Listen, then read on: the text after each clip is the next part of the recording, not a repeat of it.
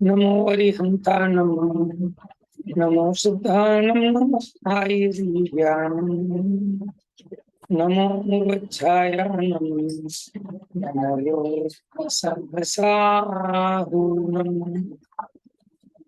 मोक्षमार्गस्य नेतारं भेतारं कर्म भूयताम् ज्ञातारं विश्वतत्त्वानां वन्दे तद्गुणलक्षणे।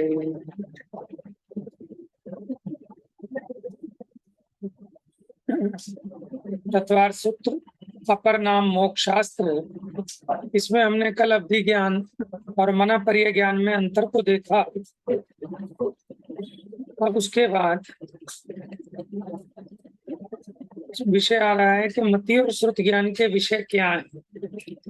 तो यहाँ कहते हैं मति श्रुत योर निबंधो द्रव्येषु सर्व पर्यायेषु। मति और श्रुत ज्ञान का निबंध यानी संबंध द्रव्यों की असर्व पर्यायेषु, सभी द्रव्यों की असर्व पर्यायों से, कुछ पर्यायों से। यानी मति और श्रुत ज्ञान सभी द्रव्यों को जानते हैं लेकिन उनकी सभी पर्यायों को नहीं जानते। अगर सभी द्रव्यों की सभी पर्यायों को जानते तो फिर तो एक केवल ज्ञान हो जाता।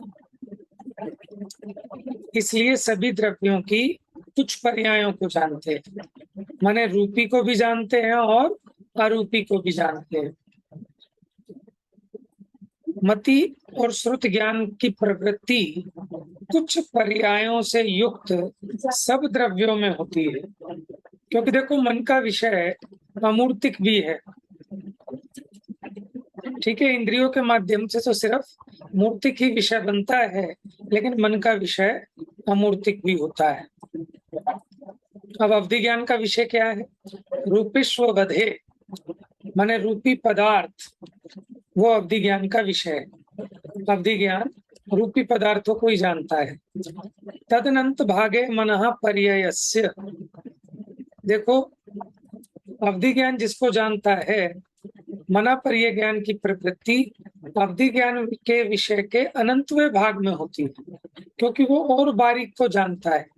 दूसरे के मन में स्थित जो रूपी पदार्थ है वो अवधि ज्ञान के विषय से भी अनंत सूक्ष्म है। इसलिए मना पर्य ज्ञान का विषय अवधि ज्ञान से भी सूक्ष्म है। केवल ज्ञान का विषय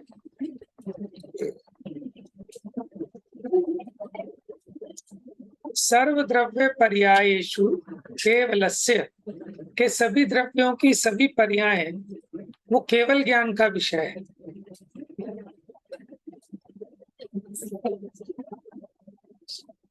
देखिए मति श्रुत ज्ञान कितने द्रव्यों को जानता है? सभी द्रव्यों को। अवधि ज्ञान के लिए कहा रूपी द्रव्य को। तो पुद्गल तो रूपी द्रव्य है, लेकिन संसारी जीव भी रूपी कहा गया है, तो पुद्गल को भी जानता है और संसारी जीव को भी। मना पर्य ज्ञान का विषय रूपी द्रव्य और केवल ज्ञान का विषय सभी द्रव्य, लेकिन पर्यायों में मति श्रुत ज्ञान का विषय सभी पर्याय नहीं है, कुछ पर्याय। अवधि ज्ञान का विषय भी कुछ पर्याय, मना पर्य ज्ञान का विषय भी कुछ पर्याय, लेकिन केवल ज्ञान का विषय सर्व पर्याय। एक साथ एक आत्मा में कितने ज्ञान हो सकते हैं?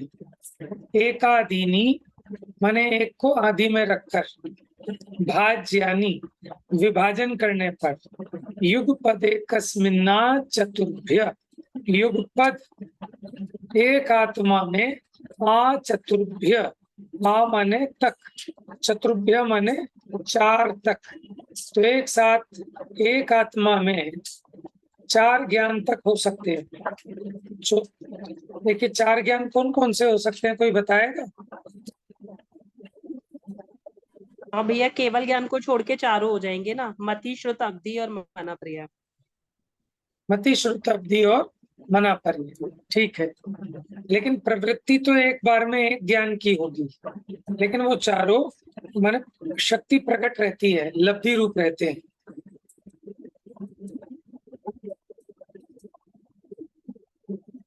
अगर एक होगा तो केवल ज्ञान, अगर दो होंगे तो कौन कौन से होंगे? मति श्रुत अवधि मना पर्याय नहीं हो सकते दो। अच्छा, नहीं मति भैया, और अवधि मति श्रुत तो होंगे ही भैया, उसके बाद ही तीसरा होगा कोई भी। का तो जोड़ा है, वो दोनों तो रहेंगे संसारी जीव। दो होंगे तो मति श्रुत, तीन होंगे तो मति श्रुत अवधि हो सकते हैं अथवा मति श्रुत मना पर्याय। चार होंगे तो केवल ज्ञान के अलावा ये चार होंगे। मति श्रुतावधयो विपर्यश्च, मति श्रुत और अवधि ये विपरीत भी होते हैं, कुमति कुश्रुत कुअवधि। हाँ जी, देखिए विषय बताया। कुमति क्या है?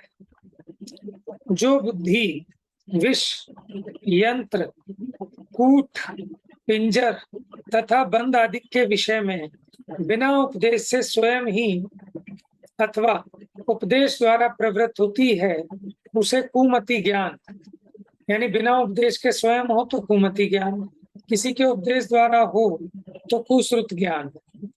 समझ में? किसी किसी की बुद्धि ना इन्हीं चीजों में चलती है। चूहा कैसे पकड़े, पक्षियों को कैसे फंसाएं, कैसे नए तरीका का जहर बनाएं, कैसे वायरस फैलाएं, कैसे लोग मर जाएं, कैसे बम फोड़ें, बम बनाएं। ठीक है, ये जो अपनी बुद्धि चलती है ये कुमति कुश्रुत ज्ञान है। विष तो पता है जिसके खाने से जीव मर जाए।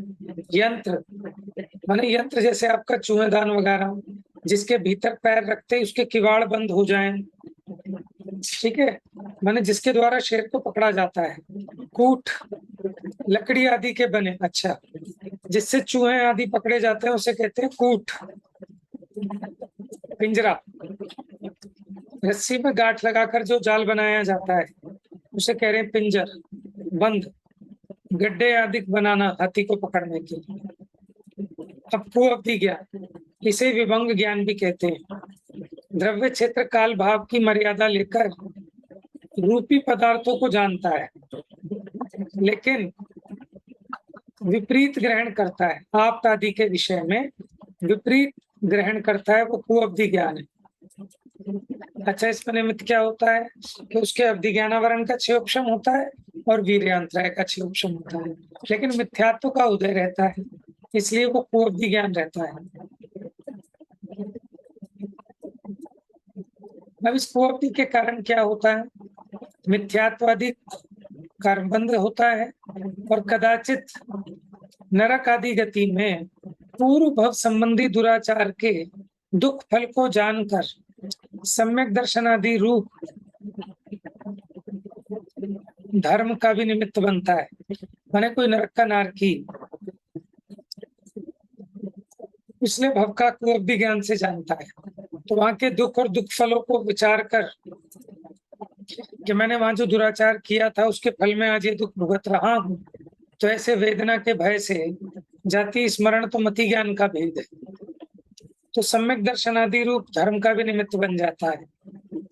इसके दो भेद हैं, भव प्रत्यय और गुण प्रत्यय। देव और नारकी के भव प्रत्यय होता है, मनुष्य त्रियंश के गुण प्रत्यय होता है। अब कह रहे हैं तीन ज्ञान विपरीत क्यों होते हैं? सद सतोर विशेषाद्य त्रोपलब्धेरुन्मत्तवत्, सत और असत के विशेष के बिना, तो सत असत अविशेष माने सही और गलत का विशेष किए बिना, यत्र क्षोपलब्धे। एक आपका चैप्टर था प्रोबेबिलिटी, 10th में भी आगे, तो थोड़ा सा क्या थी? संभावना, प्रोबेबिलिटी थी ना। जैसे सिक्के उछाले ताश वाले क्वेश्चन थे 10th क्लास के, किसी के आने की कितनी संभावना है। तो याद उसमें क्या होता था कि एक होता था कि रैंडमली एक कार्ड निकाला, मैंने बिना कुछ सोच विचार किए, तो रैंडमली को हिंदी में बोलते हैं यादृच्छोपलब्धे, कि मन माना जैसे जो मन में आ जाए वो। उन्मत्तवत, उन्मत्त किसे कहते हैं? पागल को। पागल की भांति सत असत के विवेक बिना जैसा मन में आता है, ठीक है, उस रूप वस्तु को ग्रहण करता है, इसलिए उसके जो तीन ज्ञान है वो अज्ञान रूप परिणमित होते हैं। मिथ्या दृष्टि का सारा ज्ञान मिथ्या ज्ञान, क्योंकि उसका श्रद्धान मिथ्या है। श्रद्धान कैसा है? सत असत का विवेक नहीं, किसके जैसा? पागल की तरह अपनी इच्छा अनुसार पदार्थ का ग्रहण करता है। तो जो ज्ञान के विपर्य होते हैं, विपरीतता तीन प्रकार की: कारण विपरीतता, भेदा भेद विपरीतता, स्वरूप विपरीतता। पढ़ो शालू कारण विपरीतता। पदार्थों का मूल कारण विपरीत और यथार्थ जानते हैं। यथा कोई मानते हैं कि रूपादि का एक कारण है जो अमूर्त और नित्य है। कोई मानते हैं कि पृथ्वी, जल, अग्नि, वायु जाति के परमाणु अलग अलग प्रकार के हैं। कोई कहते हैं कि पृथ्वी आदि चार भूत हैं आदि। माने किसी वस्तु का जो कोई कारण है, कारण के संबंध में विपरीतता, वो कहलाती है कारण विपरीतता। अब किससे भेद है और किससे अभेद है, इस संबंध में विपरीतता, ये कहलाता स्वरूप विपरीतता, सॉरी कारण विपरीतता। अब भेदा भेद विपरीतता, यानी कारण से कार्य को सर्वथा भिन्न मानना या सर्वथा अभिन्न मानना, तो भेदा भेद विपरीतता है। स्वरूप संबंधी विपरीतता, कि जैसा वस्तु का स्वरूप है उससे विपरीत मानना। तो देखिए तीनों ज्ञान मिथ्या भी होते हैं और सम्यक भी होते हैं। पढ़िए, मिथ्या और सम्यक का कारण क्या है? निमित्त। जो मिथ्या ज्ञान उसका निमित्त बताइए। और निमित्त और कारण है मिथ्यात्व और अनंतानुबंधी का उदय। और सम्यक ज्ञान का है सम्यक श्रद्धा। और मिथ्या ज्ञान के स्वामी हैं कुमति, कुश्रुत, एकेंद्रिय से संगी, पर्याप्तक, अपर्याप्तक, कुअवधि या संगी पर्याप्तक। देखो, और सम्यक के स्वामी तो सभी जीव हो सकते हैं, लेकिन कुअवधि के स्वामी संगी जीव ही हो सकता है, पर्याप्तक होना चाहिए, क्योंकि असंगी को न अवधि सुअवधि होता न कुअवधि होता है।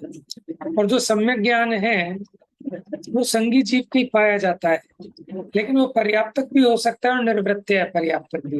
निर्वृत्य पर्याप्तक इसलिए कि पिछली भव से सम्यक तो सहित आया हूँ, तो जब तक उसकी पर्याप्तियां पूरी नहीं होती, वो जो निवृत्ति या पर्याप्तक काल है उसमें भी उसको सम्यक दर्शन पाया जाएगा।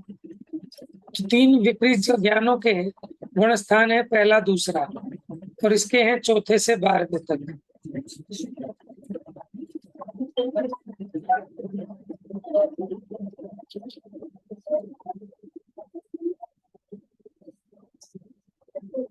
तो इस प्रकार यह अध्याय पूरा ही हो गया। 33 सूत्र है ना, एक सूत्र है नैगम संग्रह व्यवहार, जो सूत्र शब्द समविरूढ़ एवं भूता नया, अंतिम सूत्र है ना शायद। भैया वहाँ पे तीसरा गुण स्थान क्यों नहीं लिया? अवधि और कोष में तो हम मिश्र रूप ग्रहण करते हैं तीसरे गुण स्थान को। यहाँ मिथ्या ज्ञान लेना है ना, तीसरे गुण स्थान मिश्र गुण स्थान है, वहां ज्ञान में भी मिश्रपना मानते हैं, ठीक है, लेकिन उसका ज्यादा प्ररूपण मिलता नहीं है। लेकिन तीसरे गुण स्थान में क्या माना कि सम्यक मिथ्या का मिश्रपना माना, इसलिए तीसरा गुण स्थान नहीं। लेकिन प्रश्न एक और बनता है इस पे, प्रश्न ये बनना चाहिए कि जो सम्यक ज्ञान लिए ये 12वें गुण स्थान तक क्यों लिए, कौन बताएगा?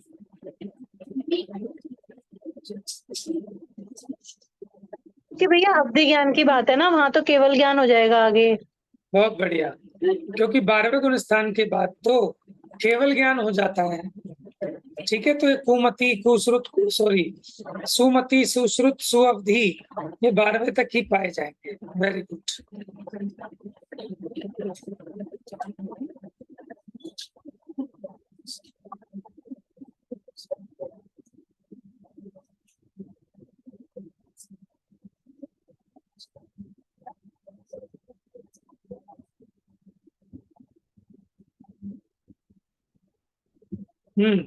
आपका कोई प्रश्न है तो पूछ सकते हैं, इतने में नेक्स्ट PDF डाल रहा हूँ इसमें।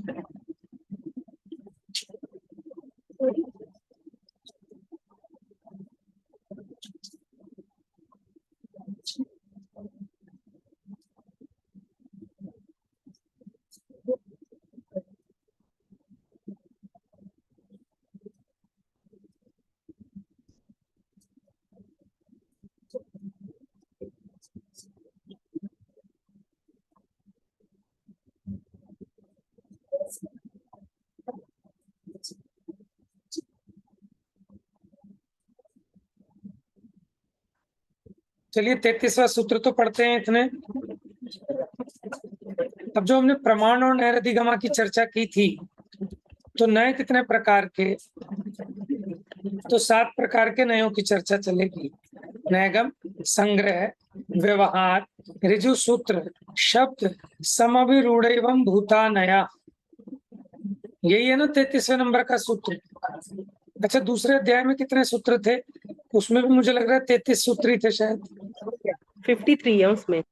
है 50? 53। सही में? हाँ। पहले दूसरे अध्याय में? पहले में 33, दूसरे में 53। अच्छा जी, गिफ्ट ही खुल नहीं रहा बेटा।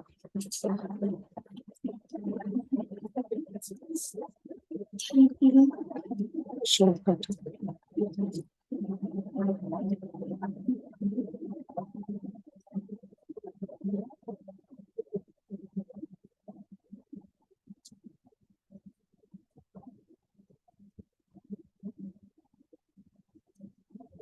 तो मेरा काम किया आपने?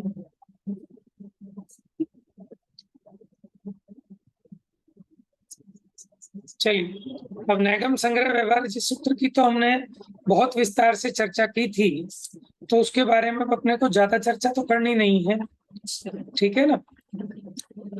अब हम तीसरा अध्याय प्रारंभ करें। तीसरा अध्याय तत्वार सूत्र।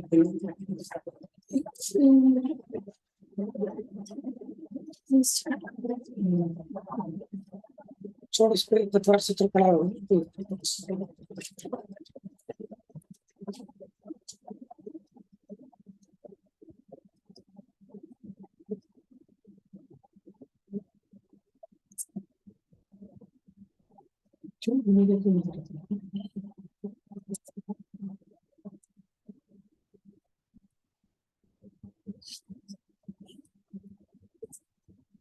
देखिए, तीसरे अध्याय में हम मध्यलोक की चर्चा पढ़ेंगे। यानी संसारी जी 4 गतियों में पाया जाता है।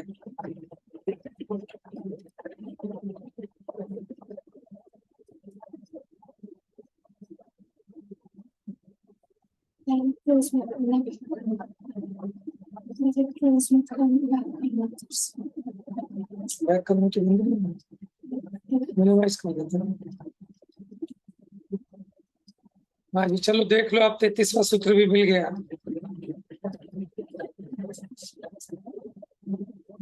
हाँ जी,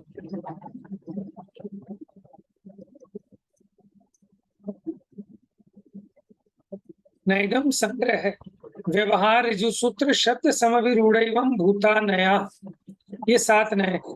नए किसे कहते हैं? जो पदार्थ के एक अंश को जाने या कहे। नए 2 प्रकार के, ज्ञानात्मक और वचनात्मक।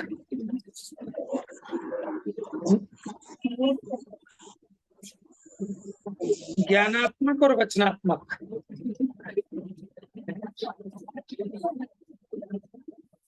दिखाई दे रही है आप लोगों को स्क्रीन? हाँ जी भैया। ठीक है, तो देखो, ये एक अंश को मुख्य करके वस्तु का कथन करे या एक अंश की मुख्यता से वस्तु को जाने, वो नए। नए किसमें लगते हैं? या तो ज्ञान में या वाणी में।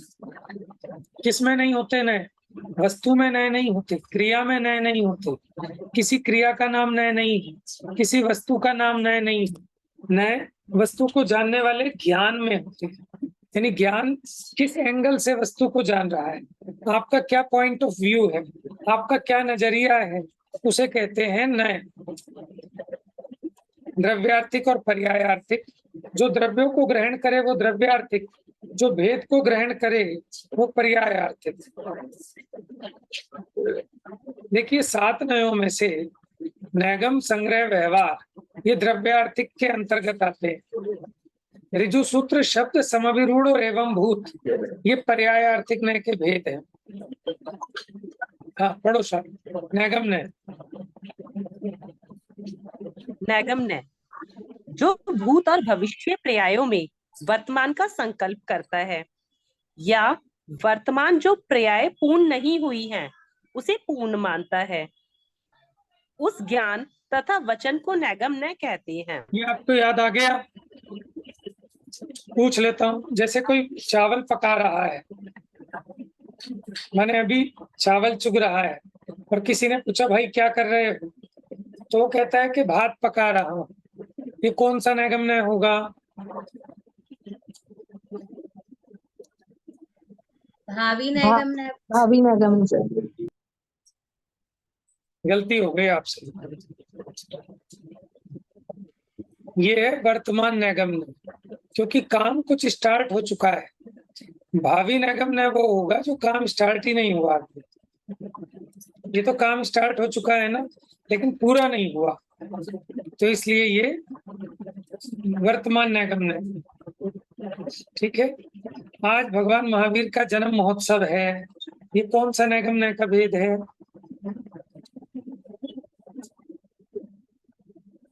भैया भूतकाल का ही हुआ कि नैगम्य, क्योंकि भूतकाल की बात को वर्तमानवत कहना।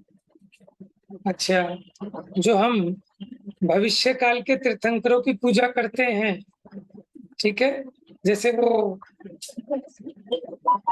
राजा श्रेणिक, ठीक है, वो आगामी 24 में तीर्थंकर होंगे, तो आज ही हम उनकी प्रतिमा स्थापित करके जो पूजा करते हैं, कौन से नए से? भावी नैगम से। ये भावी होगा, ठीक है ना। बनेंगे तो आगे, लेकिन आगे होने वाले को भी वर्तमान में ही पूजना कहना। देखिए, आज भगवान महावीर का मोक्ष कल्याणक है, भूत नैगम्य हो गया।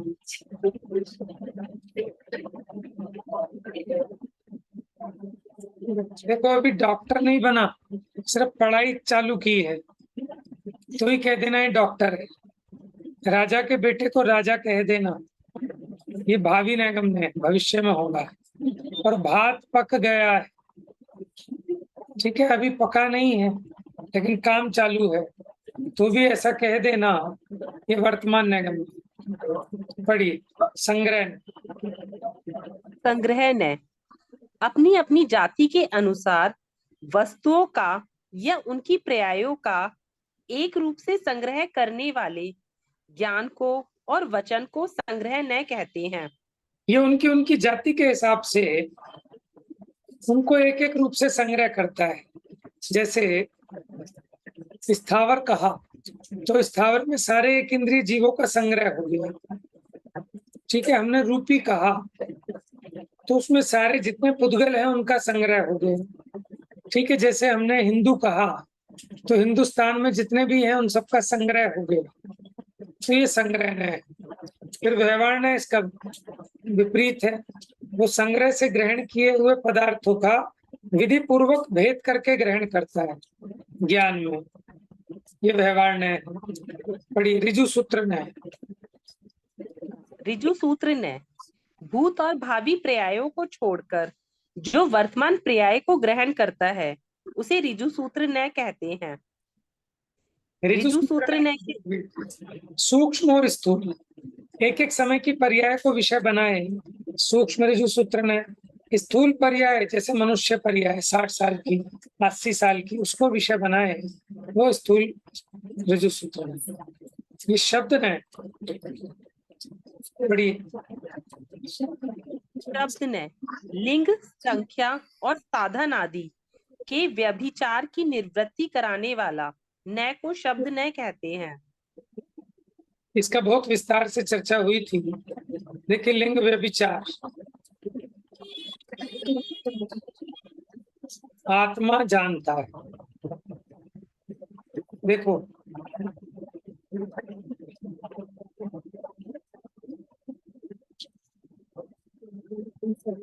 देखो क्या आना चाहिए यहाँ पे, लिंग व्यभिचार कैसे हो?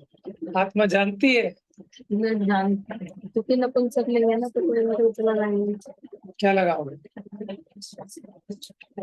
देखो, जानता, अब नपुंसक लिंग के लिए अलग से तो कुछ होता नहीं है। संस्कृत में तो बन भी जाएगा, लेकिन हिंदी में कैसे? क्योंकि आत्मा नहीं, आत्मा पुल्लिंग नहीं है। मैंने यहाँ कहना चाहते हैं, जैसे सीता कहती है, राम क्या सीता सीता आया था, ठीक है, तो लिंग व्यभिचार हो गया। सीता आई थी होना चाहिए, लेकिन सीता आया था कहा। काल व्यभिचार, मैं अगले साल आई थी, या यूं होगा कि मैं अगले साल आऊंगी, तो काल संबंधी व्यभिचार हो गया। समभिरूढ़ न्याय क्या करता है, अनेक अर्थों को छोड़कर प्रधानता से किसी एक अर्थ में रूढ़ हो जाए, उसे कहते हैं समभिरूढ़ न्याय। जैसे गौ के बहुत सारे अर्थ बताए थे, लेकिन गो एक अर्थ में, गाय के अर्थ में रूढ़ हो गया। दूसरा,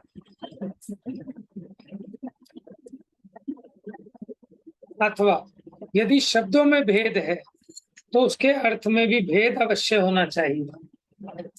तो नाना अर्थों का समभिरोहण करने वाला होने से समभिरूढ़ न्याय कहलाता है।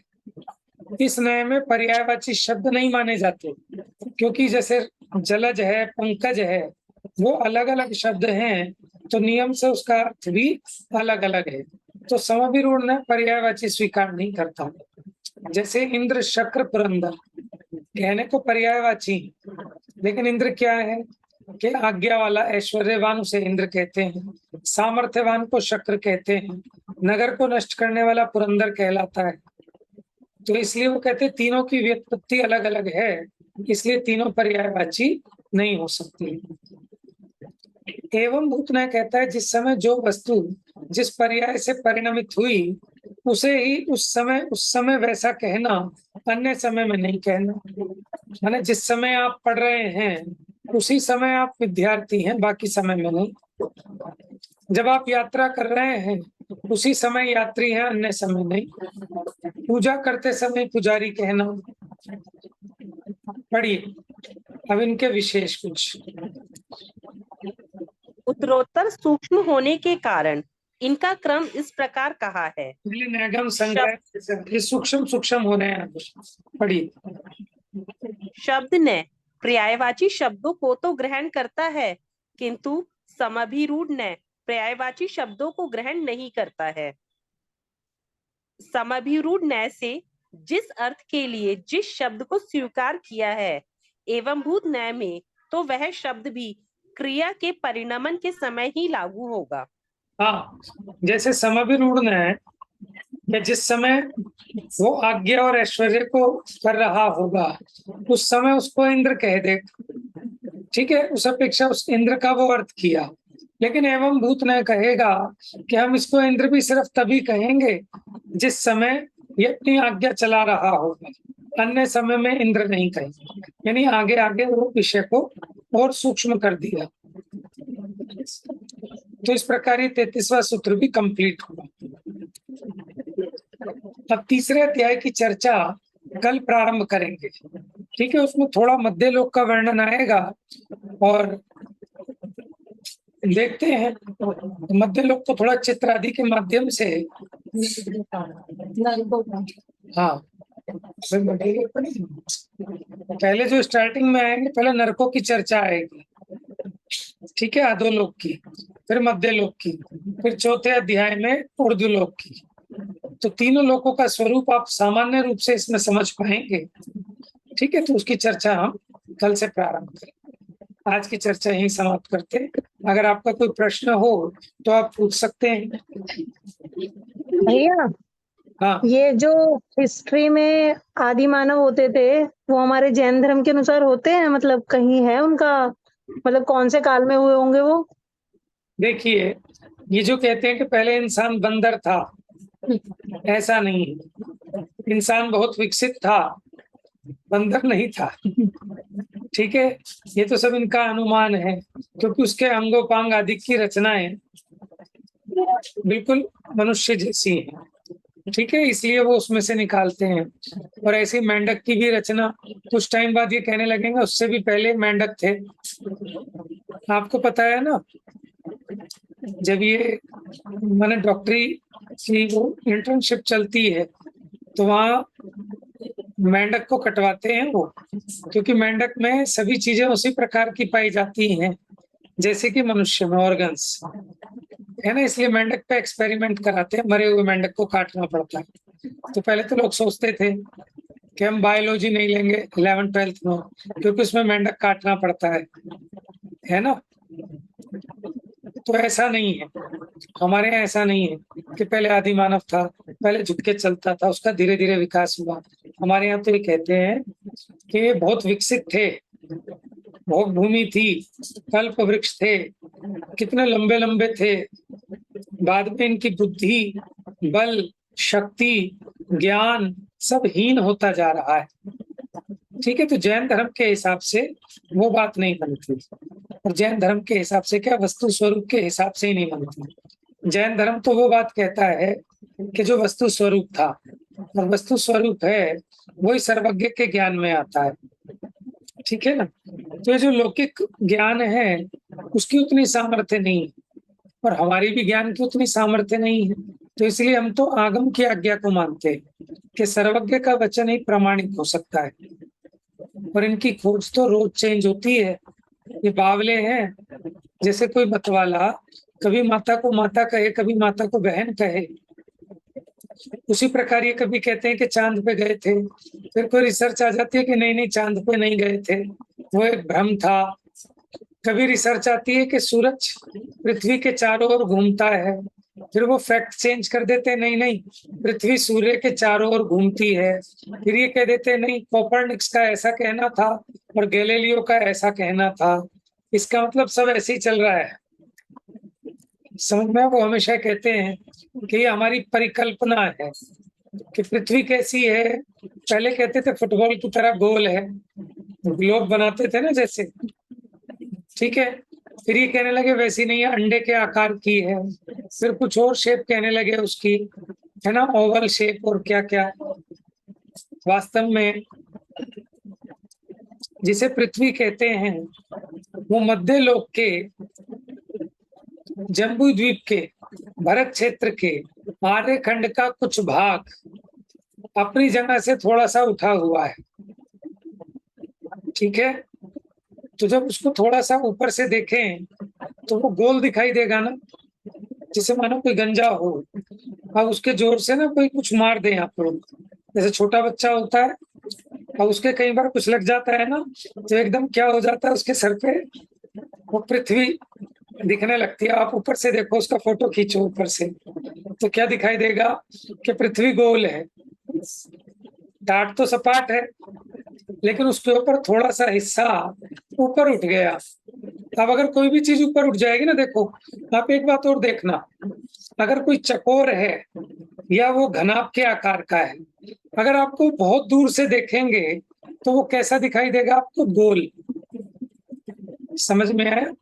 कोई भी चीज हो, कोई भी आकृति, चाहे वो चकोर हो, टेढ़ी हो, त्रिभुज आकार की हो, बहुत दूर से देखने पर वो आपको गोल दिखाई देगी। ठीक है, तो उसी प्रकार पृथ्वी ये दूर से देखते हैं तो इन्हें गोल दिखाई देती है, और गोल भी कैसी, ग्लोब जैसी, क्योंकि उसका कुछ हिस्सा आर्यखंड का अपनी जगह से थोड़ा सा उठा हुआ है। अब जब कभी भी हस्तिनापुर जाओ ना, तो जहाँ बोटिंग करते हैं, बोटिंग करते हो ना, तो साथ साथ परिक्रमा लेना उसकी, और जब आप परिक्रमा लेंगे तो आपको एक तरफ दिखाई देगा कि पृथ्वी बना रखी है उसने किनारे पर, नीले रंग से थोड़ी सी उठी हुई, तो वो भरत क्षेत्र है। भरत क्षेत्र के आर्यखंड का कुछ हिस्सा ग्लोब की तरह उन्होंने दिखा रखा है, थोड़ा सा उठा हुआ, आधा थोड़ा सा ऐसा, तो वो दूर से देखने पर ऐसा प्रतीत होता है कि जैसे वो गोल। ठीक है, तो आप जैन भूगोल पढ़िए, तब आपको समझ में आएगा। और देखो जैन भूगोल जो है ना, जितने भी अन्य दर्शन है, भूगोल लगभग सबका मैच करता है। बौद्धों के यहाँ जो भूगोल है वो भी हमारे जैसा सही है। हिंदुओं में भी जो भूगोल का कथन आता है उसके यहाँ भी ऐसा दिखाया है कि कमर पे रख के ऐसे आदमी खड़ा हो, ऐसे 3 लोग हैं, उनके चित्रों में भी इस तरह की चीजें पाई जाती है। ठीक है, लेकिन साइंस की उतनी हिम्मत, मैंने उसकी ताकत नहीं है उसके ज्ञान की। ठीक है, चलिए।